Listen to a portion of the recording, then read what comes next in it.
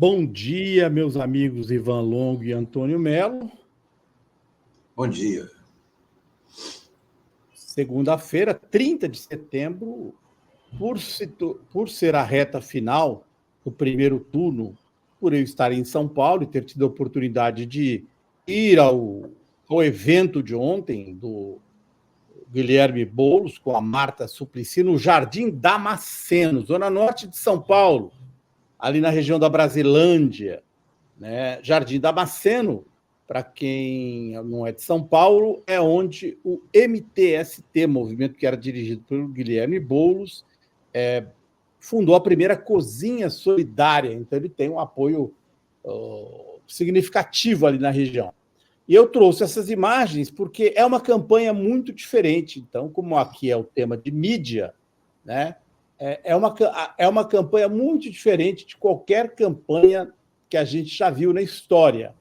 Porque, desta vez, obviamente, o objetivo sempre, número um, é conseguir usar esses eventos para replicá-los nas redes sociais. Então, aqui do lado direito, o Ivan Longo, se estivesse lá ontem, ele ia dar um abraço no Ninja Turtle, para poder tirar uma foto e publicar na rede social. Abracei o Ninja Turtle. E eu estive lá com o Chaves, vocês estão vendo?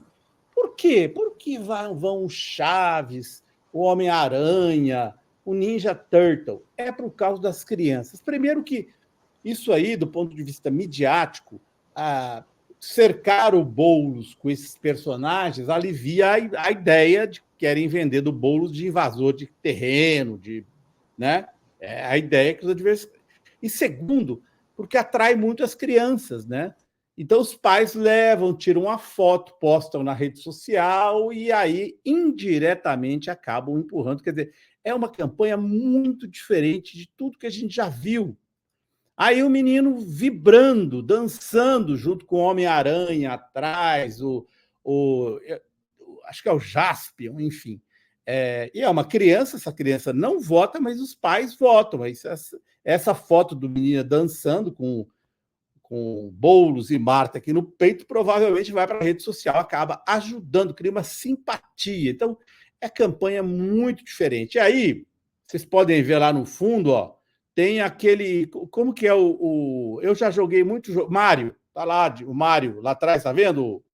E aí, fotógrafo da campanha, a principal ação ali vão os repórteres também, muito poucos, aliás, eu vou falar assim, a Tartaruga Ninja, isso, a Tartaruga Ninja, me corrigiram aqui, lá no fundo, e tem o Super Mario também. O fotógrafo do Boulos trabalha basicamente para as redes sociais. E me impressionou muito, muito, muito, é a falta de cobertura da mídia. Assim, isso aqui está errado, desculpe, entrou aqui uma imagem que não tinha nada a ver, mas está aqui. Esse é o carro que segue o carro do Boulos.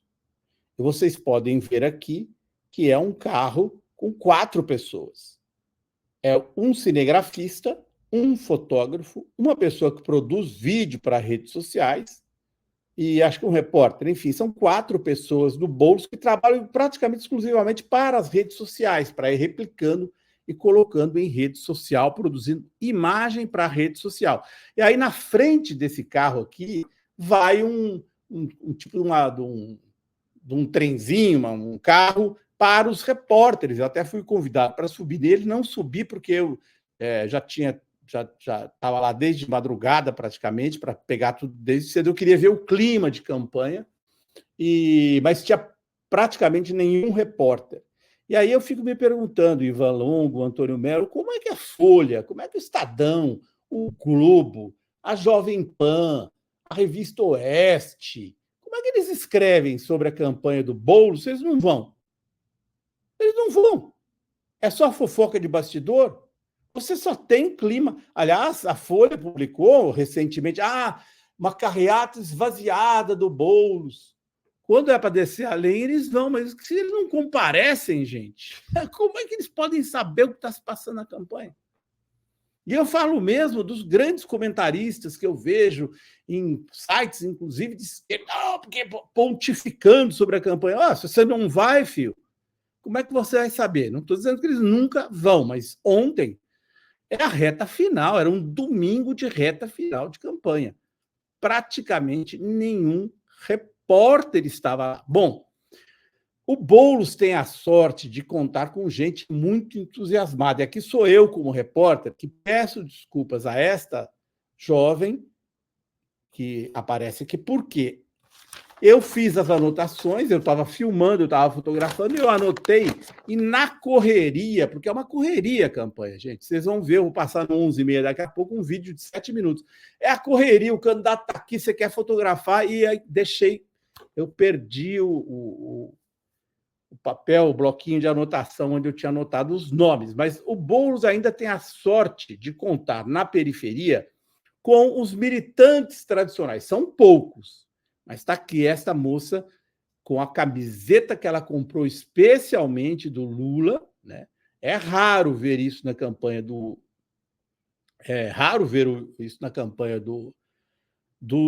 Boulos, quer dizer, não parece muita gente entusiasmada do PT, etc. e tal, mas estava lá essa jovem com uma camiseta do Lula, e a Tony Basso está dizendo: Zona Norte é o meu pedaço, Freguesia, Vila Penteado, Vista Alegre, Brasilândia, Damasceno, Guarani. O Boulos é forte na região. Esta jovem, e também o Boulos tem. Isso faz muita diferença na campanha aqui. Este rapaz veio de Salvador, na Bahia, ele é do MTST. Vocês podem ver que eu fotografei no braço dele, né? Ele estava comendo um pastel, eu queria comer o pastel, mas não tive tempo. Passei fome ontem. Mas vocês podem ver no braço dele, Guilherme Boulos, MTST 2018. Ele fez essa tatuagem, eu acho que é um leão aqui, porque é um grande apoiador, um grande fã. Então, isso faz a diferença, que são esses apoiadores a moda antiga. Então, tem um lado da campanha que é a moda antiga. Eu também vou dizer que assim, o Boulos está insistindo muito. Ontem, o tema principal foi no Poupa Tempo da Saúde, porque o Poupa Tempo é um sucesso em São Paulo, né? Poupa Tempo é um programa que os tucanos implantaram. Eu acho que foi o Geraldo Alckmin quem implantou. E o Poupa Tempo é um sucesso em termos de desburocratizar e resolver as coisas. Então, ele lançou o Poupa Tempo da Saúde, que foi o tema principal. E você tinha candidatos. Então, outra coisa bacana de ontem é que você tinha os candidatos a vereador, apoiadores do Boulos, estavam lá do PDT, do PCdoB, do PT, do Partido Verde, todos estavam lá. E isso também ajuda muito a campanha, né? Mas é uma campanha claramente voltada, acima de tudo, para as redes sociais.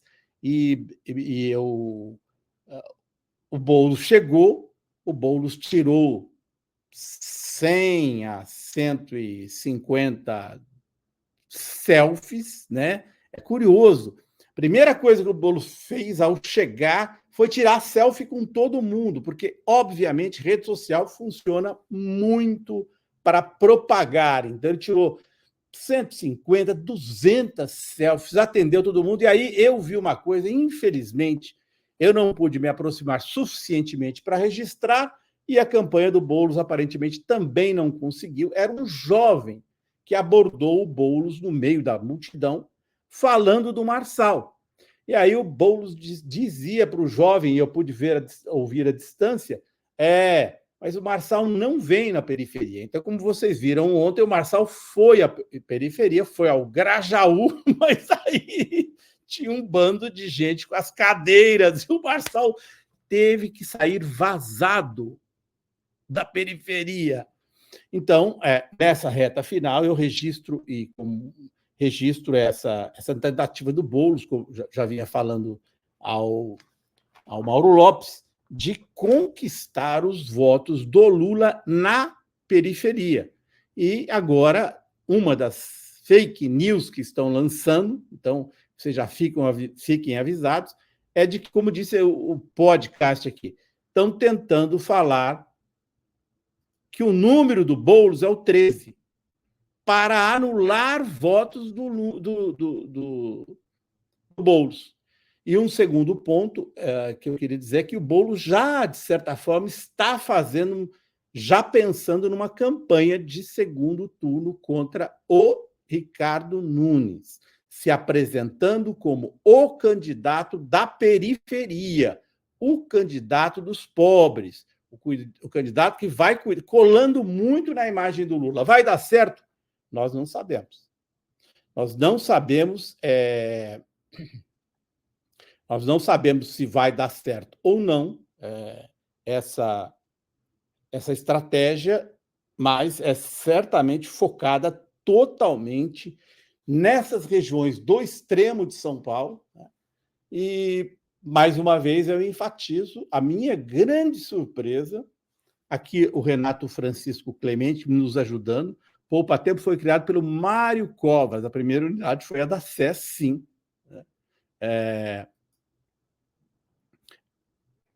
Mas me surpreendeu neste sentido, Melo e Ivan Longo, a mídia que tanto fala, como disse o Antônio Melo, aqui, e eu reforcei depois em seguida, né, fiz um texto, nós tivemos o Lula sancionando recentemente a desoneração da folha de pagamento da mídia para que ela contrate mais gente.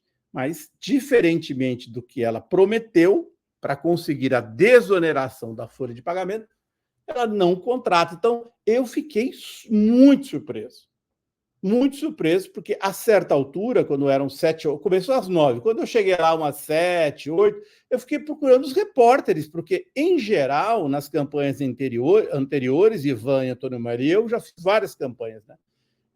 Cobri, tanto nos Estados Unidos, eu cobri campanha lá, cobri campanha aqui no Brasil também, aquela campanha que o José Serra se elegeu governador, cobri o Geraldo, eu acompanhei o Geraldo Alckmin na campanha contra o Lula. Quando a gente ia para os eventos, os primeiros lá eram os repórteres e fotógrafos. Ontem eu fui o primeiro a chegar. E por horas eu era o único repórter fotografando, conversando com as pessoas, até que veio um surpreso assessor do Boulos e falou: você trabalha para alguém? Eu falei: eu trabalho para a revista Faro. Ah, legal. Ficou feliz de ver um repórter. Gente, como diz a Regiane Guerreiro, infelizmente a política funciona assim, nesse universo paralelo das redes sociais. Não temos mais como fugir. É verdade, é totalmente nas redes sociais. Os candidatos, às vezes, não se preocupam não em transmitir ao vivo seus eventos mais, porque eles fazem tudo empacotadinho para a rede social. E, assim, como diz a Tony, o Boulos tem uma vantagem. Por mais que ele possa eventualmente enfrentar um provocador aqui ou ali, ele pode ir para a periferia.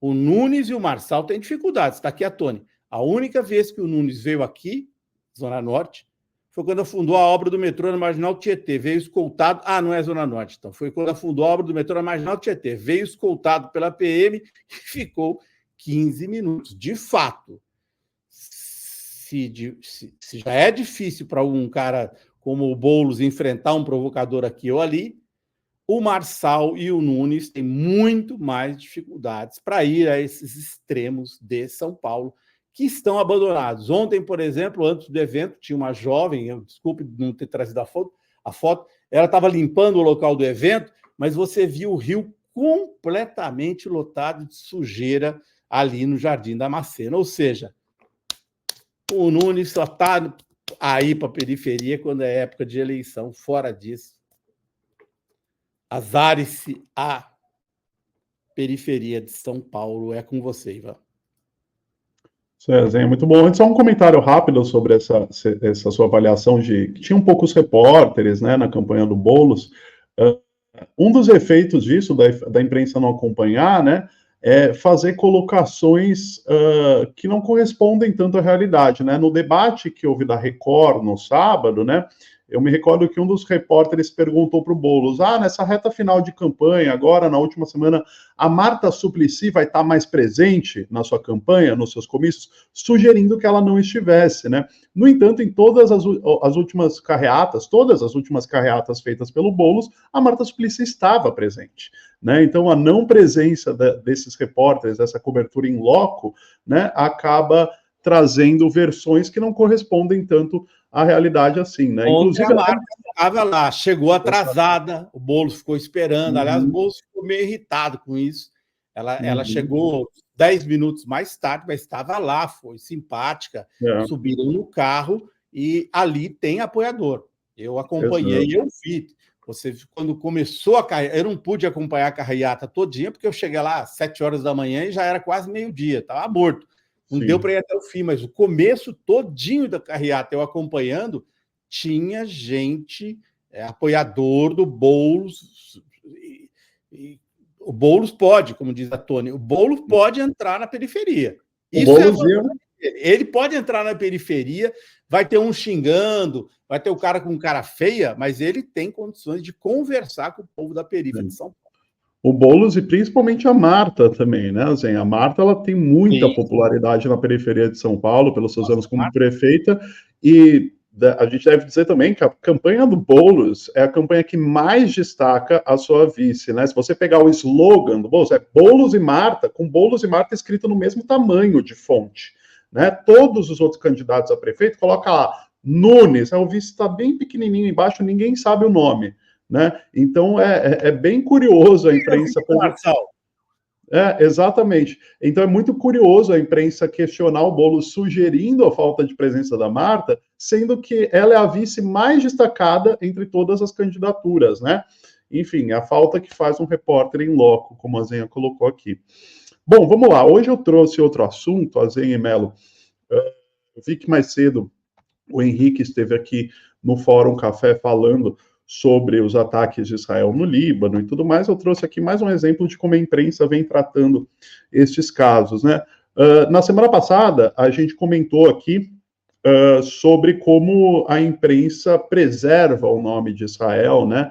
Nessas coberturas, a imprensa vem com aquelas manchetes de tantos morrem, né? Não tantos são mortos por Israel, como foi no caso dos brasileiros, que foram mortos, foram assassinados em ataques israelenses no Líbano. E aí hoje, para continuar o assunto, eu trouxe este artigo, publicado ontem no jornal O Globo, é um editorial do jornal O Globo, que mais parece um press release, uma assessoria de imprensa do Estado israelense, falando sobre os ataques, porque é um artigo, basicamente, justificando o ataque, né, o que me parece ser um tanto quanto absurdo em um momento em que há uma ameaça de guerra total no Oriente Médio, né, visto que Israel vem intensificando os ataques no Líbano, inclusive em áreas civis, né, na capital Beirute, fez ataque no Iêmen também, vários civis, né, várias crianças, mulheres morrendo, e a imprensa brasileira, através do Globo, vem com um editorial em que justifica o ataque de Israel, né, falando, olha, a manchete já diz tudo, né, ataque a Hezbollah era necessário para conter a ameaça. E vejam aí a linha fina, né, essa frase que vem logo abaixo do título. Agora, para conter danos aos civis e obter reféns de volta, as partes devem buscar um cessar-fogo. Vejam que curioso, eles colocam, agora, para conter danos aos civis, deve-se apelar por um cessar-fogo. Mas os danos aos civis já foram feitos. Os civis já foram atacados e já morreram. Não existe conter danos aos civis, sendo que esses danos já não foram contidos quando Israel deliberou por esses ataques, né? Vejam aqui outro trecho deste editorial. Atacar alvos do Hezbollah em solo libanês foi uma medida necessária diante dos riscos que corria.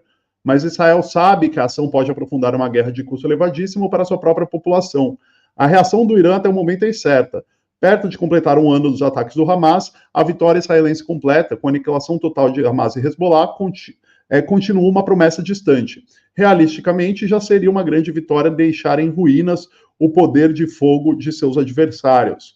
um ataque iraniano a Israel poderia transformar o conflito localizado numa guerra de alcance global. E isso não interessa a ninguém. É interessante que esse artigo começa, né, falando da seguinte maneira, com os seguintes termos.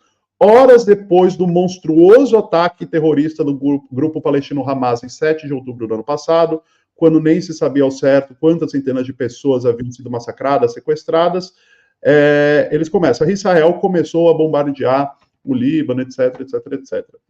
Eles chamam o ataque do Hamas de monstruoso, e de fato foi, mas não há nenhum adjetivo aí sendo utilizado para descrever os ataques de Israel, seja os ataques de Israel em Gaza, né, um lugar que virou pó, né, um lugar que foi completamente destruído pelo Estado israelense, e não usam também adjetivos negativos, como se utiliza para falar do Hamas, quando vão escrever sobre esses ataques no Líbano e também no Iêmen, no centro, né, da capital libanesa Beirute, enfim, que inclusive vitimaram 2 brasileiros e inúmeros civis. O artigo ele ainda tenta justificar aquele ataque absurdo, né, aos pagers que explodiram no Líbano. O alvo era o Hezbollah, segundo Israel, mas como todos sabem, centenas de pessoas ficaram feridas e outras mortas, incluindo aí crianças, né? Então,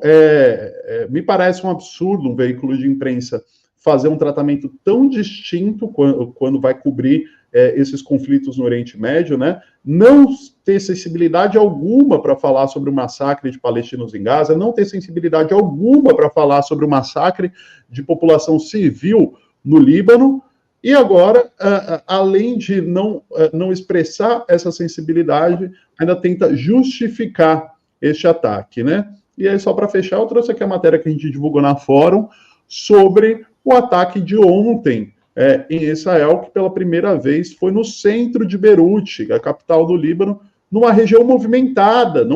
Os alvos não foram bases militares, não foram esconderijos do Hezbollah, né? Foram mísseis que acertaram o distrito de Kola, que é um setor urbano que tem terminais de transporte público, áreas comerciais, né? Enfim, uma região super movimentada, cheia de civis. Não sabe se precisar, não há informações ainda exatas sobre o número de mortos e feridos, mas há inúmeras imagens que circulam nas redes sociais que mostram corpos estirados no chão, né? Correria para resgates e centenas, milhares de pessoas civis se mobilizando para deixar a capital libanesa em meio a esses ataques, né? Então, em resumo, a gente tem um veículo de imprensa no Brasil falando que é justificável, sim, Israel invadir outro país, atacar e matar civis. Azenha e Mel. Mais de 1.000 pessoas já morreram lá, né, no Líbano. Já foram mortas por Israel, que elas não morreram, né? Foram mortas. E agora há uma pressão grande, né, gente? Há uma pressão muito grande por uma ofensiva terrestre, porque a sensação em Israel é de que é possível derrotar o Hezbollah, porque o Hezbollah foi pego de surpresa, né, pela explosão dos pagers primeiro, depois pelos ataques aos rádios de comunicação, e agora pelos bombardeios. Então, assim, Israel agiu de forma a desarticular muito rapidamente uma reação do Hezbollah, e o Hezbollah está tentando se reagrupar, né? O Nasser Nasrallah não foi o primeiro líder do Hezbollah morto, pelo contrário, foram vários líderes mortos, então o Hezbollah está meio que...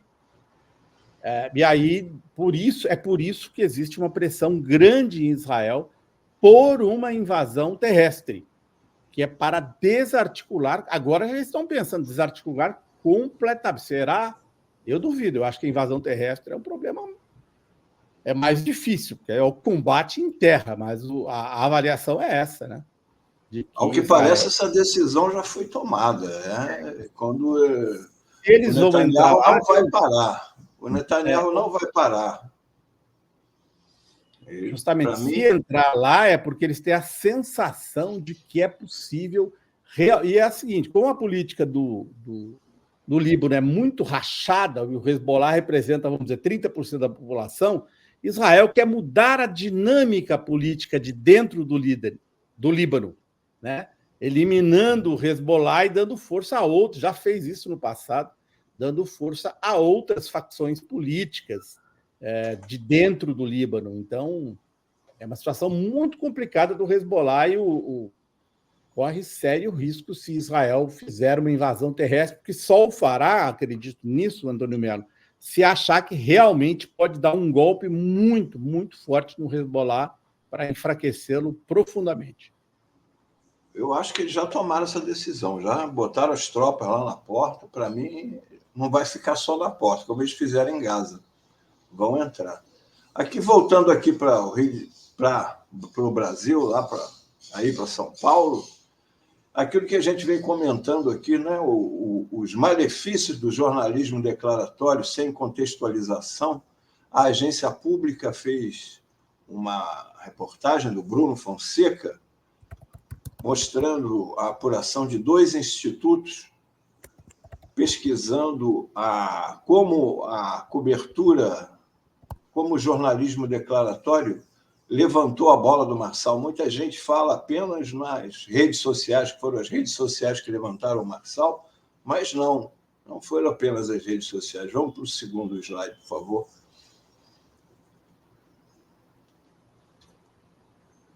Aqui, ó. Segundo 2 levantamentos distintos obtidos pela agência pública, Pablo Marçal, que disputa a Prefeitura de São Paulo, teve mais destaque na cobertura da imprensa que seus concorrentes. Marçal foi o candidato com maior crescimento na cobertura da imprensa após as convenções partidárias que aconteceram no final de julho. Ele avaliou como os 5 candidatos com mais intenção de voto na disputa em São Paulo apareceram em veículos e sites que publicaram conteúdo sobre as eleições desde o início do ano até 17 de setembro. A pesquisa buscou menções em 1,2 mil sites. Para o outro slide.